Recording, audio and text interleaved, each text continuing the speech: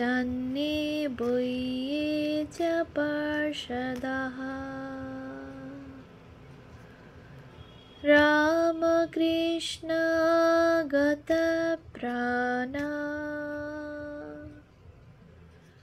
सर्वांस्तान् प्रणमाम्यहम्।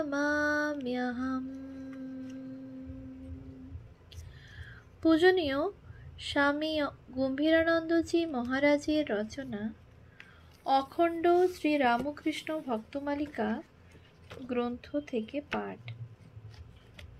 পৃষ্ঠা সংখ্যা 197। স্বামী শিবানন্দ। 1923 খ্রিস্টাব্দে তিনি একবার উত্তর ভারতের কাশী, প্রয়াগ ও কনখল দর্শন করিতে গিয়াছিলেন এবং ওই বৎসর ঠাকুরের জন্মোৎসবের পূর্বেই মঠে ফিরিয়াছিলেন। সেই বৎসর উৎসবের দিন প্রাতে প্রকৃতি প্রলয়ঙ্করী মূর্তি ধারণ করিলে সাধু ও ভক্তেরা উৎসব সম্বন্ধে হতাশ হইয়া মহাপুরুষজিকে সব নিবেদন করিলেন। তিনি বাক্যব্যয় না করিয়া অনাথশরণ ঠাকুরের ঘরে যাইয়া অনেকক্ষণ ধ্যানে রত থাকিলেন। যখন বাহিরে আসিলেন তখন বদনে এক দিব্য জ্যোতি আর মুখে এই আশার বাণী উচ্চারিত হইল, তার ইচ্ছায় সব ঠিক হয়ে যাবে। সেইবারে উৎসব নির্বিঘ্নে সম্পন্ন হইয়াছিল। তারপর বসন্তকালে স্বামী ব্রহ্মানন্দের অপরিপূর্ণ বাঞ্ছা পরিপূরণের জন্য ভুবনেশ্বরে দেবীর আরাধনা হইলে তিনি সেখানে গিয়া প্রায় 1.5 মাস কাটাইয়াছিলেন। ওই বৎসরই কলকাতায় গদাধর আশ্রমে জগদ্ধাত্রী পূজাতেও তিনি উপস্থিত ছিলেন। এই গদাধর আশ্রমের সহিত তাহার বেশ একটা মধুর সম্পর্ক ছিল। সংঘাধ্যক্ষ হইবার পূর্বে 1921 খ্রিস্টাব্দের 17 নভেম্বর তিনি ইহার প্রতিষ্ঠা কার্যে পৌরোহিত্য করেন এবং 18 দিন আশ্রমে বাস করিয়াছিলেন। 1924-এর 28 জানুয়ারি বেলুড় মঠে সর্বজন সম্মুখে তিনি স্বামীজির সমাধির উপরে ওঙ্কার মন্দিরের প্রতিষ্ঠা কার্য সম্পাদন করেন এবং 7 ফেব্রুয়ারি স্বামী ব্রহ্মানন্দের সমাধি মন্দিরের দ্বার উদ্ঘাটন করেন। পরে এপ্রিল মাসে দাক্ষিণাত্য যাত্রা করিয়া ওয়াল্টেয়ার, সিংহাচলম, মাদ্রাজ, কুনুর, উদকামন্ড, নেত্রামপল্লী, ব্যাঙ্গালোর প্রভৃতি স্থানে প্রায় 7 মাস কাটাইয়া বোম্বাই গমন করেন। সেই যাত্রায় মাদ্রাজে এক ভক্তগৃহে তিনি ভোজনান্তে বিশ্রাম করিতেছেন। এমন সময় নিম্নে কলরব উত্থিত হওয়ায় বহির্ভাগে দৃষ্টি নিক্ষেপ করিয়া দেখিতে পাইলেন যে বুভুক্ষা পীড়িত অনেকগুলি স্ত্রী পুরুষ ও বালক বালিকা শৃগাল কুকুরের ন্যায় উচ্ছিষ্ট পত্রসমূহ হইতে অন্ন কুড়াইয়া খাইতেছে। ইহাতে ব্যথিত হইয়া তিনি গৃহস্বামীকে তাহাদিগকে ভরপেট খাওয়াইতে আদেশ দিলেন এবং বলিলেন, এ পঞ্জীকৃত পাপের প্রায়শ্চিত্ত যতদিন না হবে ততদিন ভারতের কোনো আশা নেই। কুনুরে নীলগিরির উচ্চ আধ্যাত্মিক ভাবমণ্ডিত পরিবেশে তিনি বড়ই মুগ্ধ হইয়াছিলেন এবং ওই পর্বতে সাধুদের সাধন উপযোগী আশ্রম স্থাপনের বাসনাও তাহার মনে উদিত হইয়াছিল। সৌভাগ্যক্রমে স্বপ্নাদিষ্ট জনৈক ভক্ত উৎকামণ্ডে কিছু ভূমি দান করায় মহাপুরুষ তথায় গমনপূর্বক 11 জুলাই আশ্রমের ভিত্তি স্থাপন করিলেন। ব্যাঙ্গালোরে অবস্থানকালে ক্রীড়া করিতে করিতে এক বালক অকস্মাৎ অজ্ঞাতসারে ভ্রমণরত মহাপুরুষজির চরণে হকি স্টিক দ্বারা আঘাত করে। আঘাতের ফলে তিনি 7-8 দিন গৃহে আবদ্ধ ছিলেন।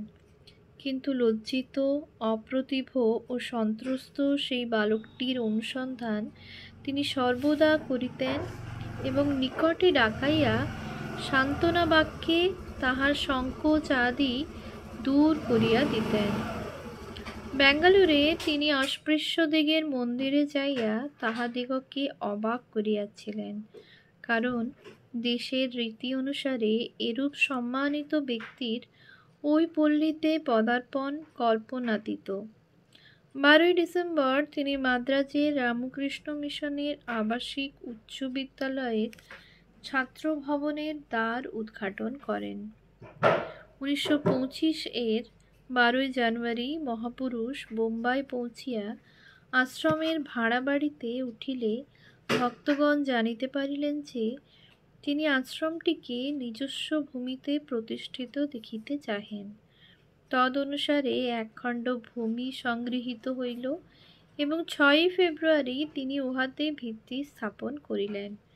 বোম্বাই হইতে বেলুড়ে ফিরিবার পথে তিনি নাগপুরে অবতরণ করেন এবং 16ই ফেব্রুয়ারি সেখানে আশ্রমের জন্য নির্দিষ্ট ভূমিতে ভিত্তি স্থাপন করেন।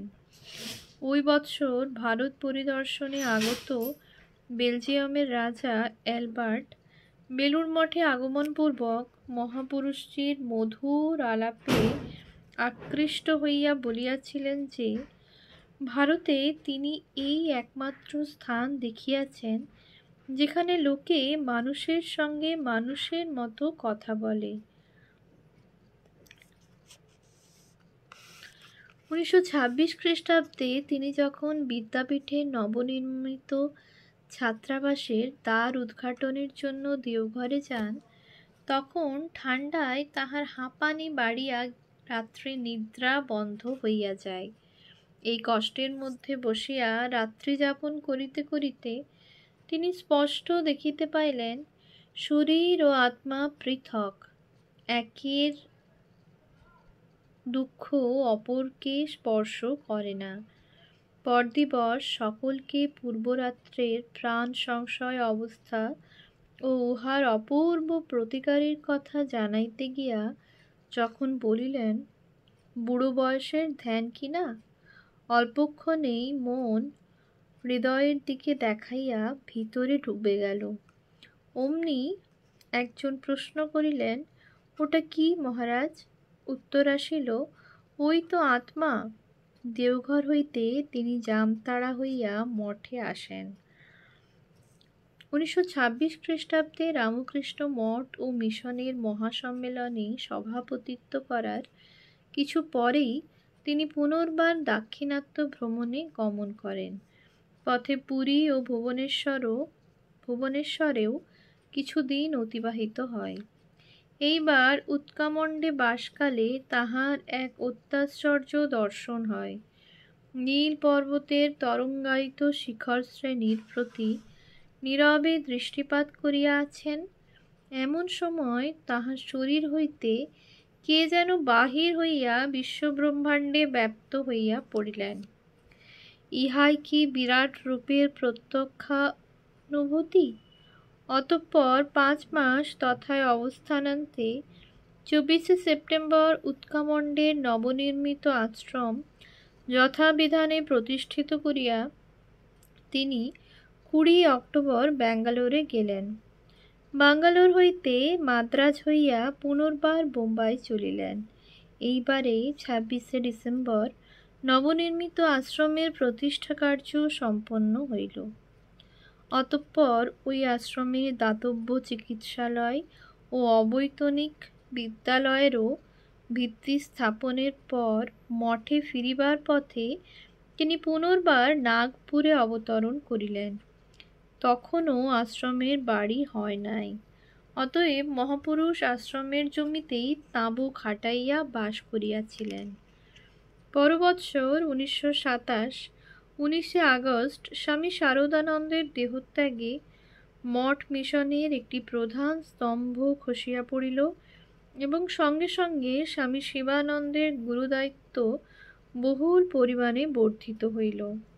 কিন্তু সে গুরুভার স্বীকারের মনোভাব তখন তাহার নাই। তিনি জানিতেন তাহার ডান অঙ্গ ভাঙিয়া গিয়াছে। সেই নিদারুণ আঘাতে ভগ্ন স্বাস্থ্য হইয়া তাহাকে বায়ু পরিবর্তনের জন্য মধুপুরে যাইতে হইল। মধুপুরে স্বাস্থ্যের কিঞ্চিত উন্নতি হইলে তিনি কাশী ধামে গমন করিলেন।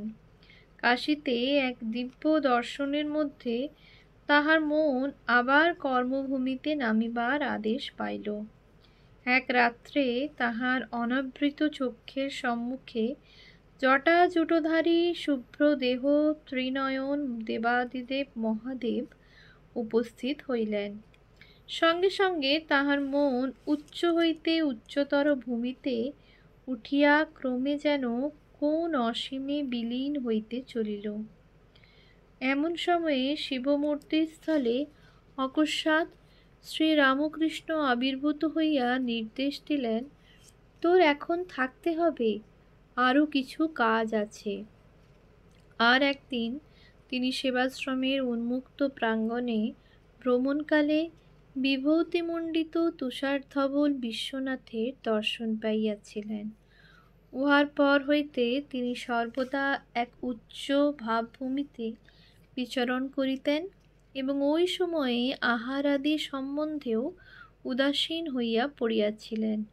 ফলত সঙ্ঘের আধ্যাত্মিক শক্তিকে অধিকতর প্রকাশ করিবার জন্য শ্রীরামকৃষ্ণ যেন এখন হইতে স্বামী শিবানন্দের দেহ মনকে একদিকে যেমন কার্যের জন্য প্রস্তুত করিতেছিলেন, অপরদিকে তেমনি উহাকে এক অতি উচ্চ আধ্যাত্মিক সুরে বাঁধিতেছিলেন। কাশী হইতে তিনি পাটনা হইয়া স্বীয় কর্মকেন্দ্র বেলুড়ে ফিরিলেন। ইহার পর তিনি কিঞ্চিত অধিক 6 বৎসর মর্তধামে ছিলেন।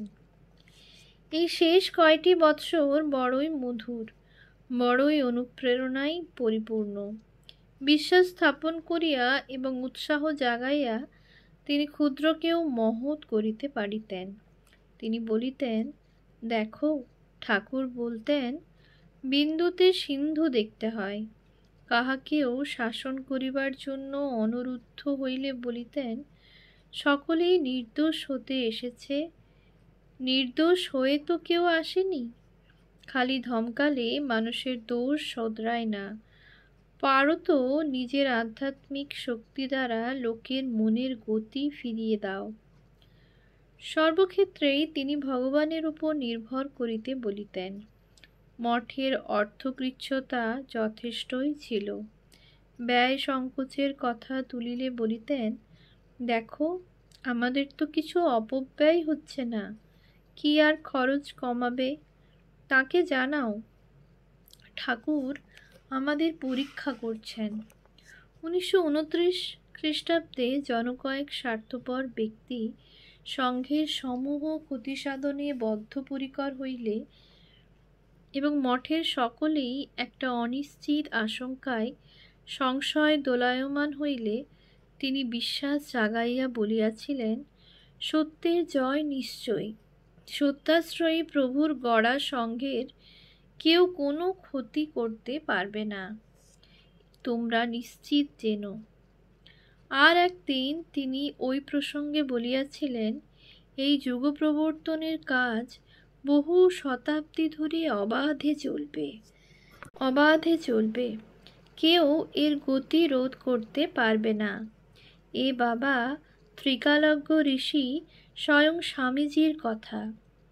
সংঘের ভবিষ্যৎ উন্নতি সম্বন্ধে তিনি যেমন ঐকালে নিশ্চিত ছিলেন, শত্রুদের মঙ্গলের জন্য তেমনি প্রার্থনা জানাইয়া বলিতেন, প্রভু এদের ক্ষমা করো, এদের রক্ষা করো, তোমারই আশ্রিত, এদের মনের গতি ঘুরিয়ে দাও, সুবুদ্ধি দাও। আর যাই করো ঠাকুর, ওদের ত্যাগ করো না। ওম শান্তি শান্তি শান্তি। হরি ওম তৎসৎ। শ্রীরামকৃষ্ণার্পণমস্তু।